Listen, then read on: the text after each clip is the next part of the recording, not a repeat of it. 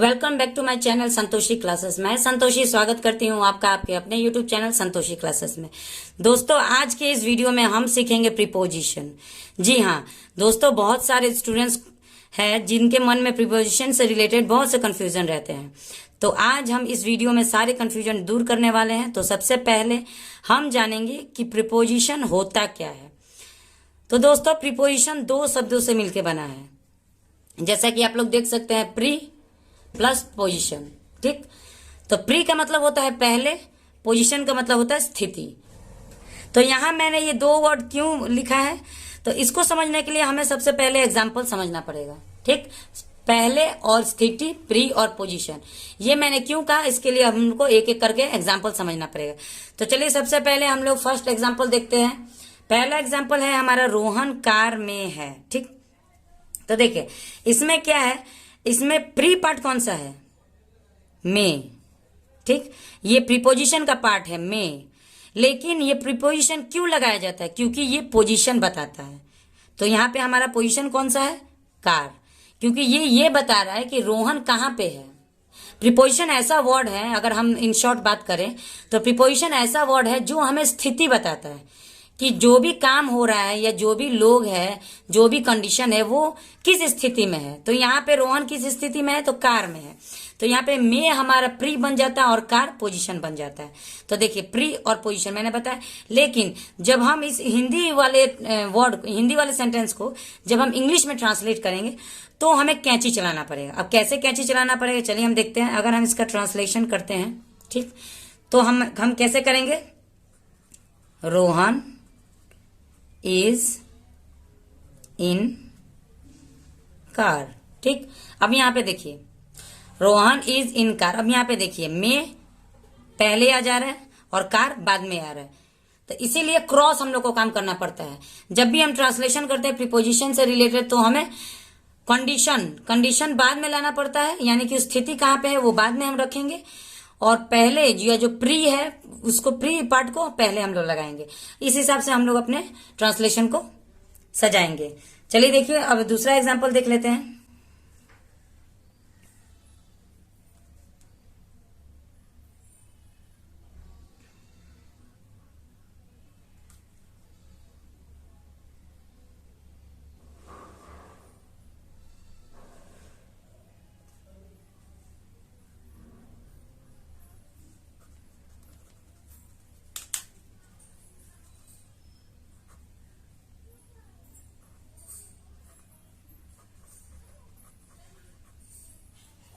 Pencil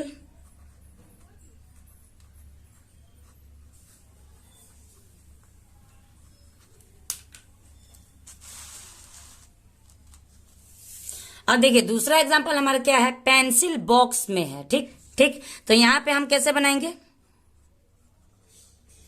pencil में हमारा कैंची चल जाएगा और बॉक्स हमारा बाद में आ जाएगा। तो पहले हम लिख लेते हैं इज, है का हमारा पहले आ जाता है इज इन द बॉक्स। तो देखिए कैसे हम लोग को कैंची चलाना है, pencil is in the box. तो में पहले आ जा रहा है और बॉक्स बाद में आ जा रहा है। तो इस हिसाब से हम लोग को ट्रांसलेशन करना है। ये हमारा दो एग्जाम्पल था। मैंने दो एग्जाम्पल के थ्रू आप लोग को बताया कि कैंची कैसे चलाया जाता है और कैंची चला के हम लोग को कैसे ट्रांसलेशन किया जाता है। लेकिन पूरे प्रीपोजिशन को समझने के लिए आपको वीडियो को पूरे ध्यान से देखना पड़ेगा। धीरे धीरे हम पूरे प्रीपोजिशन को कवर करने वाले हैं। तो चलिए अब दूसरा एग्जाम्पल देखते हैं। देखिए दूसरा एग्जांपल हमारा क्या है, तीसरा एग्जांपल हमारा क्या है, किताब मेज पर है। अब यहाँ पे किताब का पोजीशन बता रहा है। ठीक, किताब का पोजीशन क्या बता रहा है कि कहां पर है, मेज पर, मेज पर है।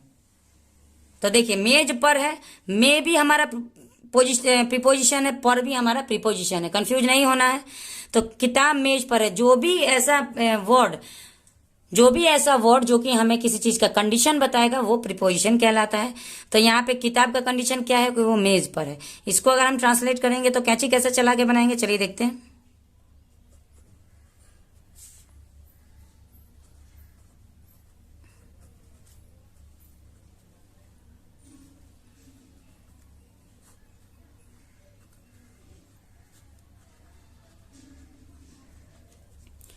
तो देखिए इसका हम लोग ट्रांसलेशन कैसे कर रहे हैं, द बुक जो किताब है, ये हमारा सब्जेक्ट है, द बुक इज, अब कैंची चला के कैसे बनेंगे, पर पहले आ जाएगा और मेज बाद में चला जाएगा, is on the table.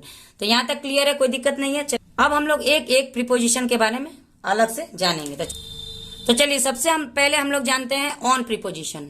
On preposition, on preposition का यूज हम लोग 4 तरह के कंडीशंस में करते हैं। अब वो 4 कंडीशंस क्या क्या है, चलिए हम लोग एक एक करके समझ। तो देखिए ऑन प्रीपोजिशन के यूज 4 तरह के कंडीशंस में हम लोग करते हैं। सबसे पहला कंडीशन क्या है, सरफेस या सतह दिखाने के लिए। जैसे कि एग्जांपल के थ्रू हम आप लोगों को बता देंगे, लेकिन फिर भी अगर कोई चीज किसी पर रखी हो, किसी सरफेस पर रखी हो, सरफेस को टच हो रही है, सतह को टच हो रही है, तो उस कंडीशन में भी हम ऑन लगाएंगे। डेट और टाइम दिखाने के लिए भी हम ऑन लगाएंगे। डिवाइस या मशीन को भी दिखाने के जगह पे हम लोग ऑन लगाते हैं, या बॉडी के पार्ट्स को दिखाने के लिए भी हम लोग ऑन लगाते हैं। इन 4 चीज को हम लोग को ध्यान में रखना है। तो चलिए एक एक करके हम एक एक एग्जाम्पल के थ्रू एक एक कंडीशन हम लोग एक एक एग्जाम्पल के थ्रू समझ लेते हैं। पहला क्या है, अब देखिए पहला क्या है, सरफेस को दिखाने के लिए, सतह को दिखाने, सरफेस मतलब सतह होता है, सतह को दिखाने के लिए। तो इसके लिए एग्जाम्पल क्या है कि पेन मेज पर है। अब देखिए ये सतह है, मेज मतलब टेबल होता है। इसको मैं एक पिक्चर के द्वारा आपको दिखा देती हूँ कि कैसे एक पेन मेज पर है। तो देखिए अभी जो आप लोग पिक्चर देख रहे हैं ये है पेन मेज पर है, ठीक। तो कैसे इस कंडीशन में पेन है, सतह को टच किया हुआ है, सतह को टच किया हुआ, उसके टेबल के सतह को पेन से टच हुआ हुआ है। तो इसका अगर हम लोग ट्रांसलेशन बनाएंगे तो कैसे बनेगा, इसका एग्जाम्पल बनेगा the pen is on the table. पर मतलब यहाँ पे मेज पर हमारा प्रीपोजिशन भाग है, तो उस भाग को हम लोग कैसे बनाएंगे, ऑन। पर का मतलब होगा ऑन, मेज को हम लोग क्रॉस लगा देंगे, पहले ऑन लगा के तब मेज को इधर लाएंगे तो ऑन द टेबल। ये हमारा फर्स्ट का हो गया। सरफेस कैसे बताना है, सरफेस के बारे में बता देते हैं। अब सेकंड में हमारा आता है डेट एंड टाइम। अब देखिए डेट और टाइम कैसे बताता है, वह बुधवार को आएगा। जब हम लोग ऐसा कुछ बात करेंगे कि वो बुधवार को आएगा, जैसे कि कोई चला गया है, ठीक, और वो फिर आएगा कब, बुधवार को आएगा। तो यहाँ पे इस कंडीशन में हम लोग कैसे ये ट्रांसलेशन करेंगे, तो चलिए उसके बारे में हम लोग देख लेते हैं। वह बुधवार को आएगा, तो इसको अगर हम लोग ट्रांसलेट करेंगे तो आएगा का मतलब क्या हो रहा है कि फ्यूचर टेंस में है हमारा सेंटेंस, वो बुधवार को आएगा, फ्यूचर टेंस है।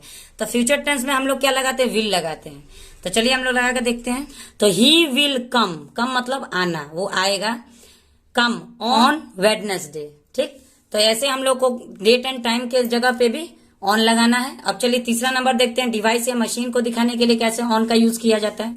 डिवाइस और मशीन को आप लोग नहीं समझ पा रहे होंगे, डिवाइस और मशीन में कैसे प्रीपोजिशन लगाएंगे। तो देखिए ऐसे लगाया जाता है, जैसे कि एक एग्जाम्पल मैंने अभी आप लोग को दिखाया, वह फोन पर बात कर रहा है, ठीक। जब भी ऐसा कोई सेंटेंस आएगा कि वो फोन पर बात कर रहा है, क्योंकि पर हमारा प्रीपोजिशन है, लेकिन अब यहाँ पे पर का मतलब ये नहीं है कि सरफेस। जैसे पहले मैंने कहा कि पेन मेज पर है, तो यहाँ पे मेज पर, ये भी कंडीशन तो जैसे कि यहाँ पे पेन मेज पर है, तो यहाँ पे भी पर लगा है और मेज पेन का कंडीशन बता रहा है। तो यहाँ पे भी फोन पर, आप बोलेंगे कि यहाँ पे भी तो फोन पर है, तो यहाँ पे भी तो फोन, ठीक, वो का कंडीशन बता रहा है कि वो जो भी है फोन पर बात कर रहा है, लेकिन ये सतह को नहीं टच कर रहा है ना। जैसे कि फोन पर बात करते हैं, फोन को लेके कान में लगा के ऐसे बात करते हैं। तो जब भी कोई डिवाइस या मशीन पर हम लोग काम कर रहे होते हैं या कुछ भी कर रहे होते हैं, तो जब डिवाइस और मशीन की बात आएगी तो वहां पे हमारा ट्रांसलेशन कैसे बनता है, चलिए देखते हैं। तो देखिए यहाँ पे ट्रांसलेशन बनेगा ही is on the phone. On the phone का मतलब ये नहीं कि फोन के ऊपर चढ़ के बैठा हुआ, नहीं, ये सेंस क्या बनाता है कि वो फोन पे बात कर रहा है, ये हमारा सेंस बनाता है। तो चलिए 3 नंबर भी आप लोग समझ लिए, अब 4 नंबर समझते हैं। अब हम बात करने जाएंगे बॉडी पार्ट्स के बारे में। अभी तक आप लोगों ने सरफेस के बारे में बात कर लिया, सरफेस समझ लिया कि सरफेस कैसे, इस सतह पर जब कोई चीज टच करती है तो वहां पे हम लोग को ऑन लगाना पड़ता है। कैसे लगाना पड़ता है, एक एक एग्जाम्पल मैंने दिखा दिया। डेट और टाइम, जब भी कोई समय के बारे में बात होगा कि बुधवार को या इस टाइम में, जैसे कि अगर हम एक और एग्जांपल की बात करें कि वो मुझे 25 को मिले थे, ठीक, तो दे मेट मी ऑन 25, वहां पे भी जब समय की बात होगी कि 25, 26 या जब भी, तो हम लोग वहां पे ऑन का यूज करते हैं। डिवाइस या मशीन के बारे में भी अगर हम लोग बात करें तो वहां पे भी अगर कोई फोन पे बात कर रहा है या कोई टीवी देख रहा है तो उस पर भी हम लोग बोल सकते हैं वहां पे भी कि he is on the phone या he is on the television, ऐसे करके हम लोग बना सकते हैं। अब हम लोग बॉडी पार्ट्स के बारे में बात करेंगे। जैसे कि एक एग्जाम्पल है, मेरी माँ ने मुझे माथे पर चूमा, ठीक, माथे पर चूमा, यहाँ पे क्या बन रहा है, माथे पर, ये हमारा प्रीपोजिशन का भाग है जो कि हमें स्थिति बता रहा है कि कौन से भाग में, हमारे शरीर के पूरे हिस्से को छोड़ के मेरी माँ ने कहाँ चूमा, सिर्फ माथे पे चूमा। तो उसका अगर हम लोग ट्रांसलेशन करेंगे तो कैसे करेंगे, देखिए बड़े ध्यान से देखिएगा वीडियो। ध्यान से नहीं देखेंगे, एक एक बात को नहीं समझेंगे तो फिर आप लोग का समझना बेकार हो जाएगा। स्किप करके देखेंगे तो पूरा वीडियो देखना आप लोग का बेकार हो जाएगा। इसलिए कह रहे हैं बड़े ध्यान से देखिए। प्रीपोजिशन एक पढ़ाई का हिस्सा है। पढ़ाई का हिस्सा जिंदगी में हमेशा बूढ़े होने तक काम आता है। ये आप लोगों का इंस्टाग्राम का रील्स नहीं है कि आप देखते जाएं देखते जाएं देखते जाएं, मजे आएंगे। मजा थोड़ा कम भी आएगा, लेकिन अगर पढ़ने में ध्यान देंगे तो जरूर मजा आएगा। तो चलिए देखते हैं इसकी ट्रांसलेशन हम लोग कैसे करते हैं। मेरी माँ ने मुझे माथे पर चूमा, तो पर का क्या हो जाएगा, ऑन। हम तो जानते ही कि पर का मतलब ऑन होता है, लेकिन किस हिसाब से हम लोग करेंगे बड़े ध्यान से देखिएगा। माई मदर किस्ड मी, ठीक, my mother kissed me on forehead. Forehead का मतलब होता है माथा, माथे पर चूमा तो ऑन फॉरहेड। तो इस हिसाब से कैंची चला के पहले प्री वाले भाग को पहले लाना पड़ता है और हमारे कंडीशन वाले भाग को यानी कि स्थिति वाले भाग को हमें लास्ट में लाना पड़ता है। तो इस तरह से हम लोग अपने प्रीपोजिशन को ट्रांसलेट करते हैं। तो चलिए आज के वीडियो में इतना ही। आज हम लोगों ने ऑन प्रीपोजिशन के बारे में पढ़ा। 4 कंडीशन में हम लोग ऑन लगाते हैं, कहाँ कहाँ कैसे कैसे ऑन का यूज करते हैं वो हम लोगों ने पढ़ा। नेक्स्ट वीडियो में हम एक और प्रीपोजिशन लेके आएंगे, क्योंकि एक ही प्रीपोजिशन नहीं होता है। ये नहीं कि ऑन पढ़ लिया तो चलो प्रीपोजिशन खत्म, नहीं। प्रीपोजिशन की और भी भाग है। अगर मैं सारे भाग को एक ही वीडियो में कवर करूंगी तो हमारा वीडियो बहुत लंबा हो जाएगा। इसलिए छोटे छोटे भाग में हम लोग सीखेंगे, थोड़ा थोड़ा सीखेंगे, लेकिन बढ़िया से सीखेंगे। तो चलिए, अगर वीडियो थोड़ा सा भी अच्छा लगा हो तो वीडियो को लाइक करें। चैनल पे पहली बार है तो चैनल को प्लीज सब्सक्राइब करें, और ऐसे ऐसे मजेदार वीडियो देखने के लिए प्लीज बेल आइकन भी दबा ले, ताकि जो भी मैं वीडियो डालूं वो सबसे पहले आप तक नोटिफिकेशन पहुंचती रहे। मिलते हैं नेक्स्ट वीडियो में प्रीपोजिशन के एक और नए भाग में। तब तक के लिए थैंक यू।